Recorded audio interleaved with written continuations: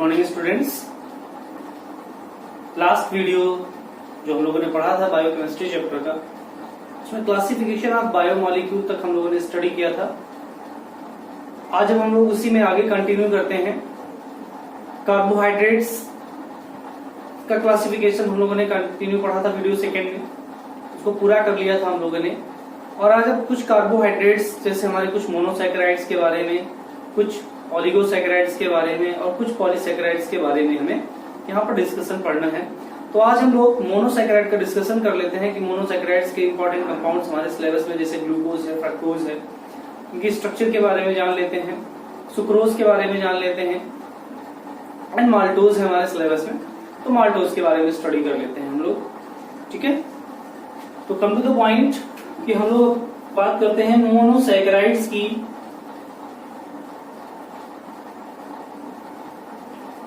Monosaccharides जैसा कि हम लोगों ने लास्ट वीडियो में पढ़ा हुआ था कि monosaccharide are the carbohydrate that can not be further classified that can not be further hydrolysed. इनको फर्दर हाइड्रोलाइज नहीं किया जा सकता, सिंपल शुगर मॉलिक्यूल्स में इनको हाइड्रोलाइज नहीं किया जा सकता क्योंकि सिंपलेस्ट शुगर मॉलिक्यूल्स होते हैं, सिंपलेस्ट शुगर होते हैं, इस वजह से इनको फर्दर हाइड्रोलाइज नहीं किया जा सकता। और जितने भी हमारे मोनोसैकेराइड होते हैं अप्रॉक्सिमेटली टुडे अप्रॉक्स 20 टाइप के मोनोसैकेराइड्स हमें पता है पाए जाते हैं जो हमारे नेचर में। इनमें से इंपॉर्टेंटली हमारे ग्लूकोज, फ्रक्टोज, ये हमारे इंपॉर्टेंट मोनोसैकेराइड्स हैं। इनके बारे में हमें पढ़ना है इस चैप्टर में। ग्लूकोज और फ्रक्टोज के बारे में बहुत सारे इंपॉर्टेंट क्वेश्चन भी बनते हैं टॉपिक से, ग्लूकोज और फ्रक्टोज से, उनके बारे में भी हम लोग पढ़ेंगे। तो मोनोसैकेराइड्स मींस हमारे क्या है? These are the carbohydrate that cannot be further hydrolyzed into simple sugar molecules। इनको इनसे छोटे सुगर मॉलिक्यूल्स में हाइड्रोलाइज नहीं किया जा सकता है। एग्जाम्पल है ग्लूकोज, फ्रक्टोज, ये हमारे। तो अभी मोनोसैकेराइड्स में हमारी स्टडी करते हैं ग्लूकोज के लिए। ग्लूकोज मॉलिक्यूलर फार्मूला होता है C6H12O6। इस ग्लूकोज को हम एल्डोहेक्सोज भी कहते हैं क्योंकि इसमें एल्डिहाइड ग्रुप प्रेजेंट होता है and also called as grape sugar. इसको ग्रेप शुगर भी कहते हैं क्योंकि हमारा जो ग्रेप होता है उसमें अप्रॉक्स 20% जो हमारा अमाउंट होता है वो ग्लूकोज का प्रेजेंट होता है। एक अच्छा एनर्जी सप्लीमेंट इसी वजह से माना जाता है ग्रेप को या रेजिन को, क्योंकि उसमें ग्लूकोज कंटेंट काफी क्वांटिटी में प्रेजेंट होता है। और ग्लूकोज हमारा एक व्हाइट कलर्ड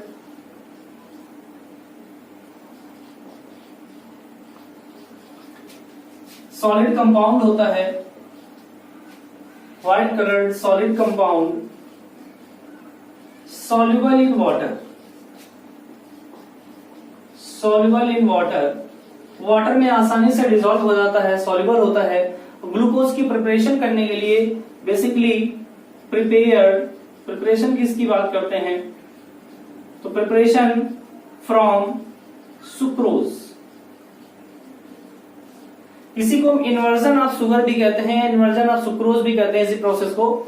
तो सुक्रोज के इन्वर्जन के दो सुक्रोज होता है हमारा C12H22O11। अब इसकी हम जब हाइड्रोलिसिस कराते हैं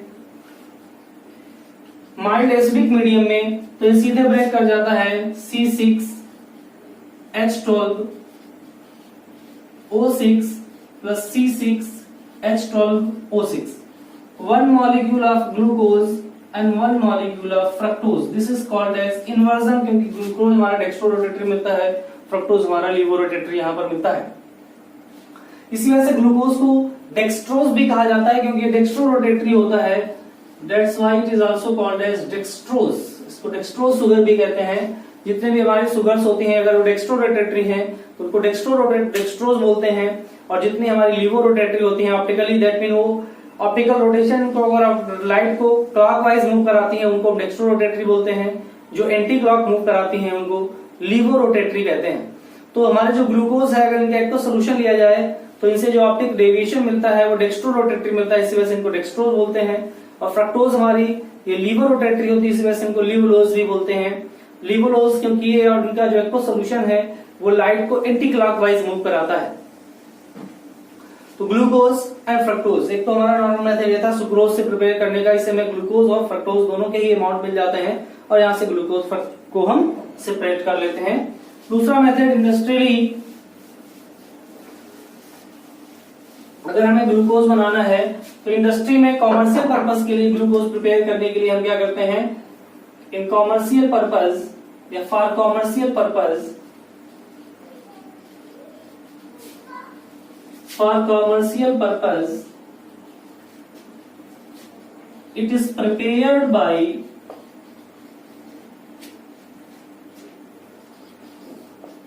hydrolysis of starch at 393 kelvin, 100 degree Celsius पर हम इसको बॉयल करते हैं, हीट करते हैं। Starch C6 H10O5 starch,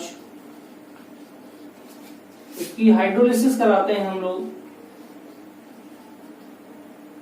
393 kelvin and 2 से 3 बार एटमॉस्फेरिक प्रेशर लेते हैं, तो ये हमारा कन्वर्ट हो जाता है C6H12O6 दैट इज ग्लूकोज हमें मिल जाता है। और इस तरह से हमारा ग्लूकोज का कॉमर्शियल सिंथेसिस होती है, क्योंकि ग्लूकोज एक बहुत ही इंपॉर्टेंट कंपाउंड है हमारे कॉमर्शियली भी। ग्लूकोज एनर्जी सप्लीमेंट का काम करता है, तो बहुत सारे एनर्जी सप्लीमेंट्स बनाने के लिए इसका यूज किया जाता है। मेडिकल फील्ड में ग्लूकोज की बॉटल जो होती है उसमें 5% ग्लूकोज सोल्यूशन रखा जाता है ताकि बॉडी को एनर्जी मिलती रहे। एक्चुअली वो एक्वा सोल्यूशन होता है डिस्टिल वाटर में ग्लूकोज का, उसी वजह से उसमें डेक्सट्रोज लिखा होता है, 5% डेक्सट्रोज जो ग्लूकोज की बॉटल डॉक्टर्स यूज करते हैं डिहाइड्रेशन से बचाने के लिए। उसके अलावा ग्लूकोज एक स्वीटनिंग एजेंट के तरीके यूज होता है बहुत सारी कन्फेक्शनरीज में, जो हमारी मेडिसिन होती हैं, सिरप्स होती हैं, उनका एक बेस मटेरियल के तरीके से ग्लूकोज को यूज करते हैं। तो एक स्वीटनिंग बहुत सारा इसका यूज है, इस वजह से कमर्शियल स्केल में इसका प्रोडक्शन भी किया जाता है। ग्लूकोज, इस तरह से ग्लूकोज की प्रिपरेशन हो जाती है हमारी। अब बात आती है ग्लूकोज की केमिकल प्रॉपर्टीज और इसकी स्ट्रक्चर के बारे में हम लोग बात करते हैं। तो ग्लूकोज की दो तरह की स्ट्रक्चर कंसीडर की जाती है, एक इसकी ओपन चेन स्ट्रक्चर और एक क्लोज चेन स्ट्रक्चर। तो अब यहाँ पर हमारा मेन चीज इंपॉर्टेंट क्या है कि ऐसी कौन कौन सी रिएक्शंस हैं जो ग्लूकोज की open chain structure reaction chain के थ्रू नहीं हो सकती, और कौन सी ऐसी रिएक्शंस हैं ग्लूकोज की साइक्लिक चेन के थ्रू नहीं हो सकती है। तो हमें यहीं पर पढ़ना है दोनों तरीके से। तो सबसे पहले हम ग्लूकोज की ओपन चेन स्ट्रक्चर के बारे में जानते हैं। Open chain structure of glucose, open chain structure of glucose and reactions as a evidence।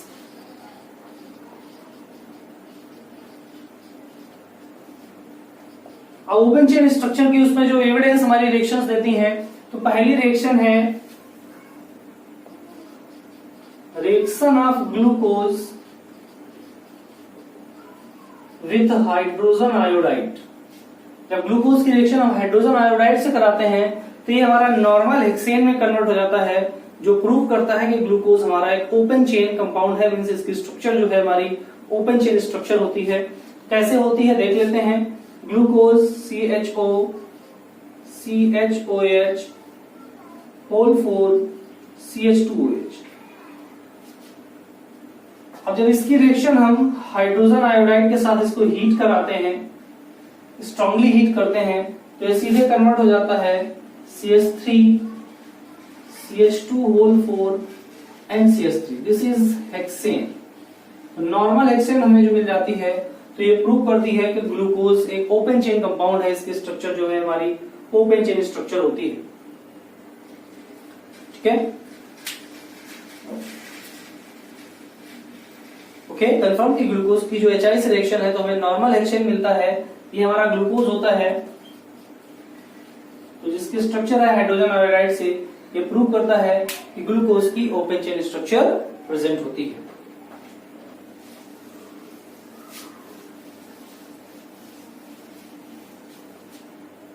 Next structure, reaction with bromine water और वीक ऑक्सीडाइजर।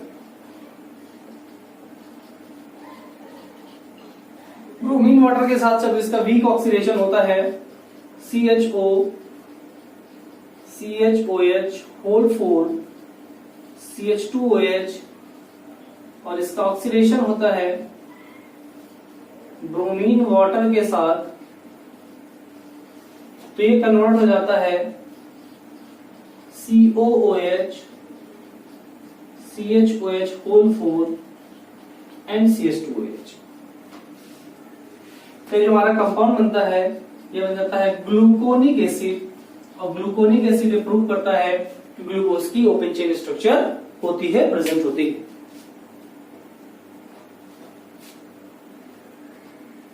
अब इसी तरह से अगर हम इसका ऑक्सीडेशन स्ट्रॉन्ग ऑक्सीडाइजिंग एजेंट के साथ कराते हैं तो हमारा टॉप मोस्ट CHO ग्रुप और नीचे का जो हमारा CH2OH होता है ये भी ऑक्सीडाइज हो जाता है।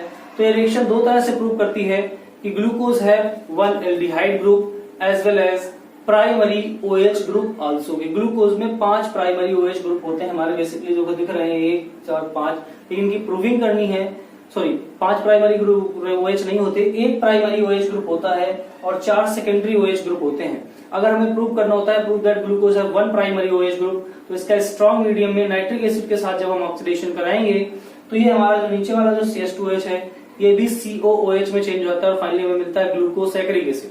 तो उसकी रिएक्शन भी देखते हैं। तो ये जो रिएक्शन थी हमारी Br2 के साथ ये भी प्रूव करती थी कि ग्लूकोज है 1 aldehyde group also.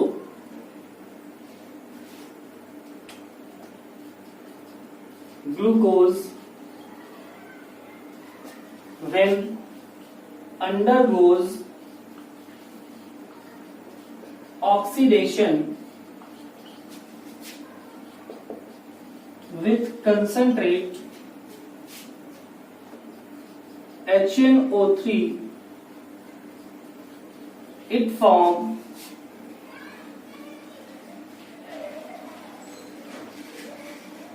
glucosaccharic acid, which prove that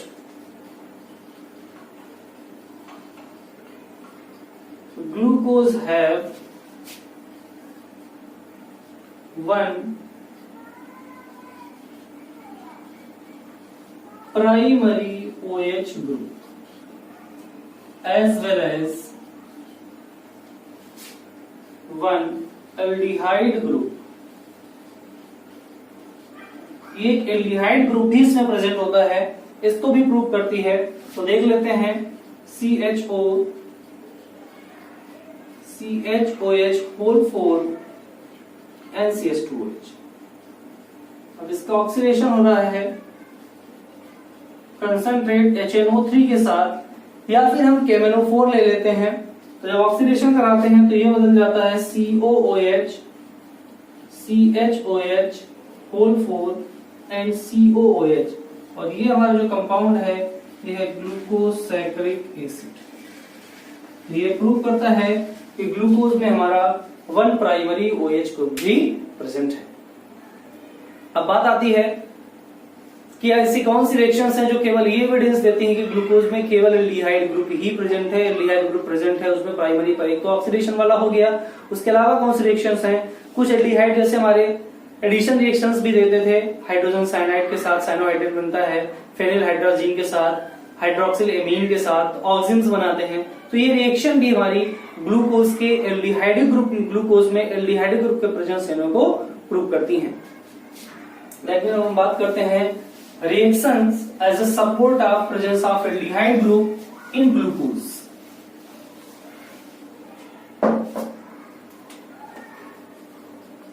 Reactions for the support of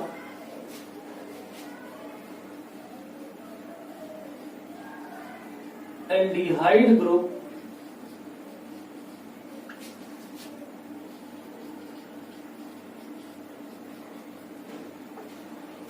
in glucose।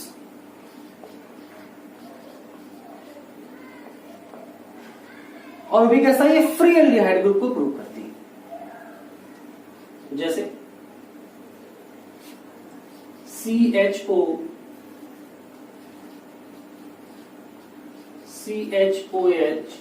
Whole 4 and CH2OH। अब इसकी रिएक्शन हम HCl से कराते हैं, तो एल्डिहाइड्स जब हाइड्रोजन साइनाइड से रिएक्ट करते हैं तो साइनोहाइड्रिन्स बनाते हैं। तो यहाँ पर ये जब बॉन्ड ब्रेक करेगा तो हमारा जो हाइड्रोजन है ये ऑक्सीजन के साथ अटैच कर जाएगा, और जो साइनाइड है ये कार्बन के साथ अटैच कर जाएगा। दैट मीन हमारा बनेगा HCOHCl, CHOH whole 4 and CH2OH। तो ये जो हमारा कंपाउंड बनता है ये बनता है हमारा ग्लूकोज साइनोहाइड्रिन।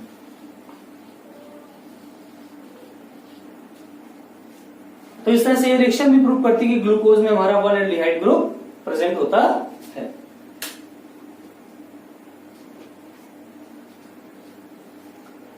इसी तरह से दूसरी रिएक्शन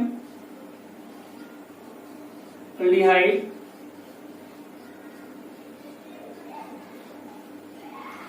और इसकी रिएक्शन हम हाइड्रोक्सिल एमीन से करा देते हैं, NH2OH, इसको बोलते हैं हाइड्रोक्सिल एमीन। तो ये H2O यहां से रिमूव कर जाता है और ऑक्सिजन बन जाता है, NOH बन जाता है। तो ये बन जाता है HC double bond NOH and CHOH whole 4 CH2OH। This is glucose oxygen. तो इस तरह से हमें ग्लूकोज ऑक्सीजन मिल जाता है, और ये रिएक्शन भी प्रूव करती है कि ग्लूकोज में एल्डिहाइड ग्रुप प्रेजेंट होता है।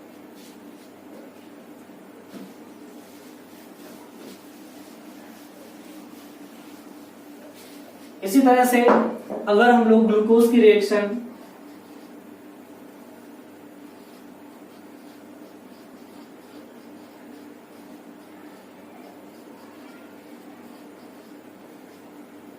Phenyl hydrazine C6H5NH NH2, this is phenyl hydrazine. Phenyl hydrazine से अगर रिएक्शन कराते हैं तो ग्लूकोज फेनिल हाइड्रोजोन बनाता है, और बाद में अगर अगेन रिएक्शन कराते हैं तो ग्लूकोसाजोन मिल जाता है। जब इससे रिएक्शन कराए तो हमें H2 यहां से रिमूव कर जाएगा, और ये फाइनली बनेगा HC double bond N NH C6H5 and CHOH whole 4 and CH2OH। तो ग्लूकोज फेनिल हाइड्रोजोन बनता है। क्या बनता है? Phenyl hydrazone. अगर इसकी फर्दर रिएक्शन कराएं तो यहां से एक हमारा ग्रुप और रिड्यूस कर जाता है और बन जाता है ग्लूकोसाजोन।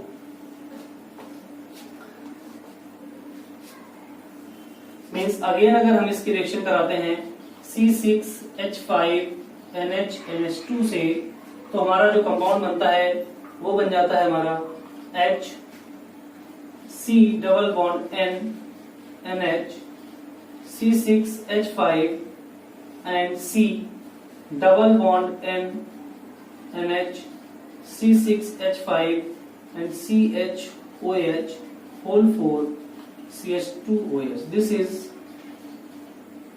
ग्लूकोसाजोन।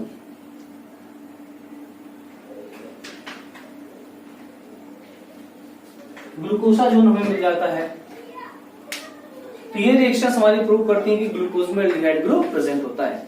अब एक बात पता आती है कि हम कैसे प्रूव करेंगे कि ग्लूकोज में हमारे 5 OH ग्रुप प्रेजेंट है।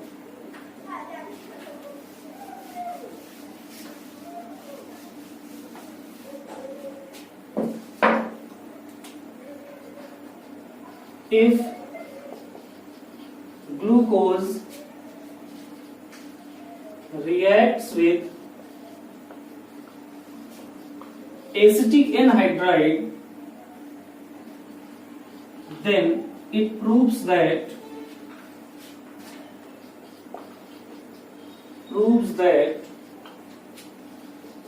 glucose have 5 OH groups। कि ग्लूकोज में हमारे 5 OH ग्रुप प्रेजेंट हैं। देख लेते हैं। HO CHOH whole 4 and CH2OH। अब इसकी रिएक्शन हम एसिटिक एनहाइड्राइड CH3CO CH3COO, ये हमारा होता है एसिटिक एनहाइड्राइड। अब एसिटिक एनहाइड्राइड से जब कराते हैं तो हमारा इसका OH इतना पार्ट रिमूव कर जाएगा CO CH3COOH, और ये पूरा पार्ट इसके साथ हर एक मॉलिक्यूल के साथ यही होता है, और फाइनली बन जाएगा CHO CHO COCH3 whole 4 and CH2O COCH3। तो इस तरह से हमारा ये ग्लूकोज पेंटा एसीटेट मिल जाता है, ग्लूकोज पेंटा एसीटेट,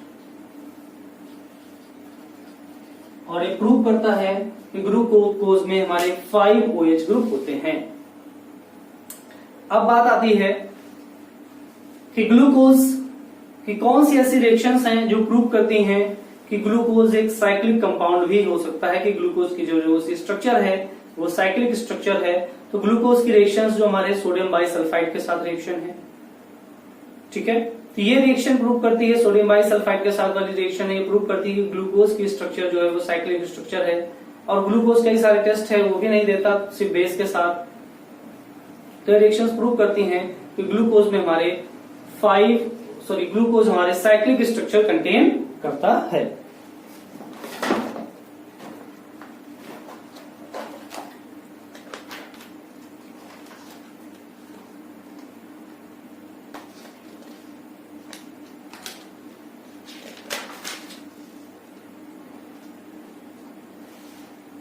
और भी ग्लूकोज के रिएक्शंस हैं, मीन्स अब हम बात करते हैं evidences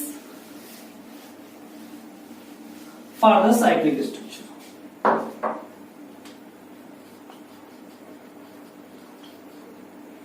evidences for the support of cyclic structure of glucose. पहला है कि ग्लूकोज हमारा 2,4 डीएनपी टेस्ट नहीं देता। अगर ओपन चेन स्ट्रक्चर होती तो इसको डीएनपी टेस्ट देना चाहिए, तो ये डीएनपी टेस्ट नहीं देता, means it does not give 2,4 DNP dinitrophenyl hydrazine test, DNP test नहीं देता, सोडियम बाइसल्फाइड टेस्ट नहीं देता, does not give 2,4 DNP test, sodium bisulfite test, and also not form product with ammonia। ये कि जो हमारी एल्डिहाइड के साथ रिएक्शंस होती थी, बेसिकली रिएक्शंस जो एल्डिहाइड्स देते हैं, तो अगर इसमें फ्री एल्डिहाइड होता तो ये टेस्ट उसको देना चाहिए, तो ये टेस्ट नहीं देता। दैट मीन रिएक्शन प्रूव करती है कि ग्लूकोज में फ्री एल्डिहाइड ग्रुप नहीं है, इस वजह से इमेज टेस्ट नहीं मिलती। जब फ्री एल्डिहाइड नहीं है दैट मीन वो रिंग में इन्वॉल्व है, रेजोनेंस में इन्वॉल्व है, जब रेजोनेंस में इन्वॉल्व होगा तो वहां पर रिंग फॉर्मेशन होगा। तो इसी वजह से ये रिएक्शंस हमारी प्रूव करती हैं। 2,4 डीएनपी टेस्ट है, sodium bisulphite test NaHSO3 sodium bisulphite test है, और अमोनिया के साथ ये एडिशन प्रोडक्ट नहीं बनाता। तो ये रिएक्शंस प्रूव करती हैं कि ग्लूकोज में फ्री एल्डिहाइड ग्रुप नहीं है, दैट मीन इसकी साइक्लिक स्ट्रक्चर होनी चाहिए। तो अब साइक्लिक स्ट्रक्चर, दूसरी चीज ये सिर्फ रिएजेंट के पिंक कलर को भी काफी देर तक रिस्टोर नहीं कर पाता, दैट मीन सिर्फ रिएजेंट के साथ टेस्ट नहीं देता, हम कह सकते हैं। तो ये सारी रिएक्शंस हैं जो प्रूव करती हैं कि ग्लूकोज की जो हमारी स्ट्रक्चर है वो साइक्लिक होनी चाहिए, ना कि ओपन चेन स्ट्रक्चर होनी चाहिए। तो ग्लूकोज की जो स्ट्रक्चर होती है वो पायरानोज स्ट्रक्चर होती है, इसको बोलते हैं पायरान टाइप की स्ट्रक्चर होती है, पायरॉल टाइप की स्ट्रक्चर होती है। 5 मेंबर्ड कार्बन रिंग और एक कार्बन बाहर होता है, और वो भी ऑक्सीजन से अटैच्ड होता है, इस वजह से इसको पायरानोज स्ट्रक्चर बोलते हैं। और ग्लूकोज में जो लिंकेज होता है वो C1 और C5 कार्बन से लिंकेज होता है। पायरानोज स्ट्रक्चर में फिफ्थ कार्बन और फर्स्ट कार्बन जब ऑक्सीजन से जुड़े होते हैं तो पायरानोज स्ट्रक्चर होती है, और जब फर्स्ट कार्बन और फोर्थ कार्बन जुड़े होते हैं तो हमारी फ्रक्टोज की स्ट्रक्चर बनती है, उसको फ्यूरानोज स्ट्रक्चर कहते हैं। तो देख लेते हैं किस तरह से ग्लूकोज की हमारी साइक्लिक स्ट्रक्चर होती है। तो ग्लूकोज की साइक्लिक स्ट्रक्चर में C1 carbon and C5 atom attach with oxygen atom और ये साइक्लिक स्ट्रक्चर फॉर्म करते हैं। तो देखते हैं कैसे फॉर्म करते हैं। तो ये हमारा होता है CH double bond O, CH OH, CH OH, CH OH,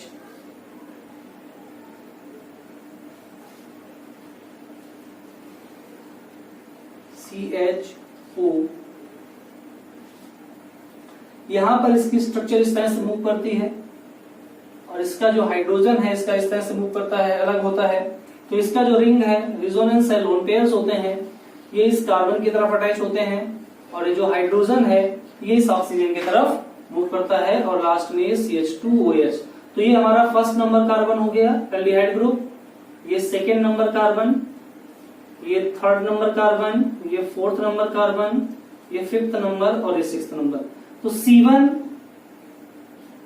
and C5 both carbon atoms are attached in ring structure. तो इसी तरह से इसकी जो रिंग स्ट्रक्चर को हम डिनोट कर सकते हैं वो इस तरह से डिनोट कर सकते हैं CH, CHOH, CHOH, CHOH, CH and CH2OH। तो ये हमारे जो ग्लूकोज की है साइक्लिक स्ट्रक्चर होती है, इसी को हम बोलते हैं फिशर प्रोजेक्शन। ये हमारा फिशर प्रोजेक्शन के अकॉर्डिंग है। और एक स्ट्रक्चर हमारी होती है हावर्थ प्रोजेक्शन के अकॉर्डिंग। और फिशर प्रोजेक्शन के अकॉर्डिंग हम OH की पोजीशन चेंज करते हैं तो वो हमारे दोनों ही पोजीशन में, इसको अगर हम इस तरह से भी डिनोट कर दें तो भी हमारी स्ट्रक्चर सेम है, कोई चेंज नहीं है।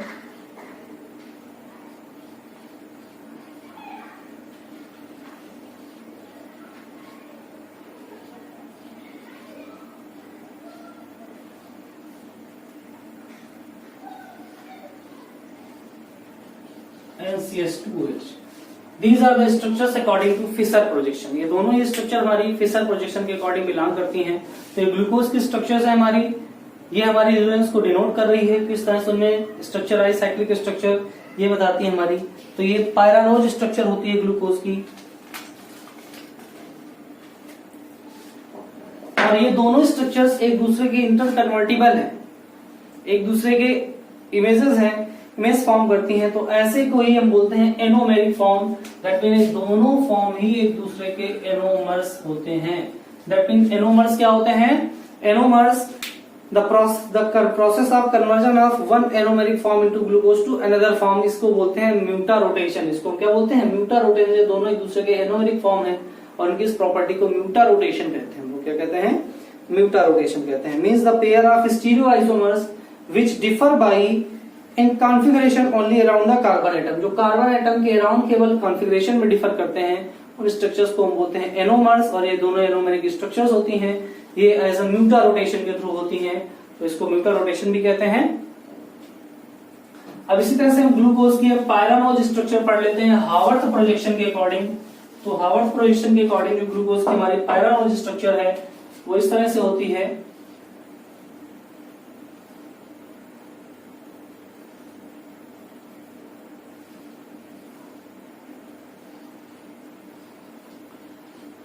CH2OH,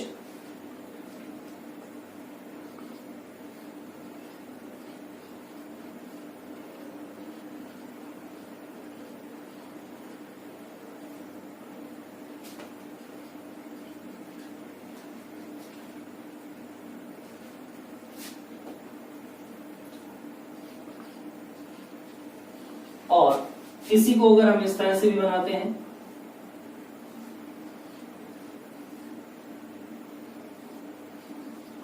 CH2OH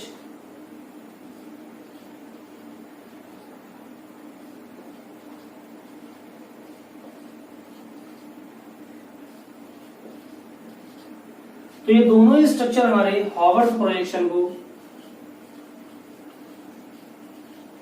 प्रोजेक्शन के अकॉर्डिंग है और ये भी एक दूसरे के एनोमर्स के फॉर्म में है। देखो दोनों में ही OH की पोजीशन में थोड़ा सा चेंजमेंट दिखाया गया है, ऊपर नीचे स्टीरियोमेरिक पोजीशन इनकी चेंज है, तो वो हमारी डिफाइन करती है हार्वर्थ पोजीशन को। तो ये हमारी ग्लूकोज की साइक्लिक स्ट्रक्चर है, पायरानोज स्ट्रक्चर है 1 2 3 4 5। तो ये हमारा C1 कार्बन है, ये C2, ये 3, ये 4 और ये 5। तो जब C1 और C5 से लिंकेज होता है ऑक्सीजन एटम का, तो ऐसे स्ट्रक्चर को हम बोलते हैं पायरानोज स्ट्रक्चर। एक्चुअली पायरॉल से बना हुआ है, पायरॉल हमारा इस तरह से होता है,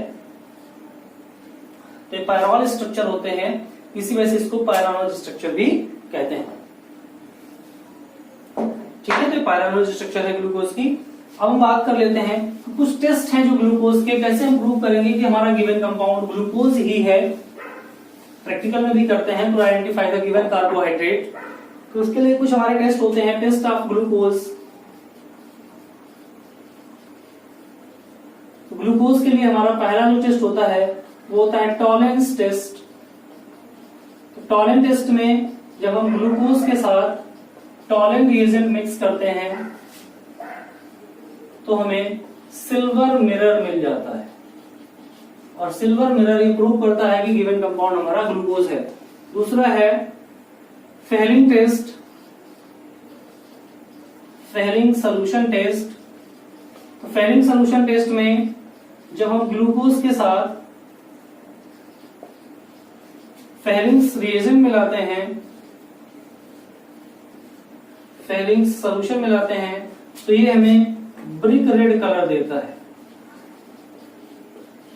और अगर ब्रिक रेड कलर आता है तो ये प्रूव करता है कि हमारा गिवन कंपाउंड ग्लूकोज है। और एक सबसे इंपॉर्टेंट कंफर्मेटरी टेस्ट है कि ग्लूकोज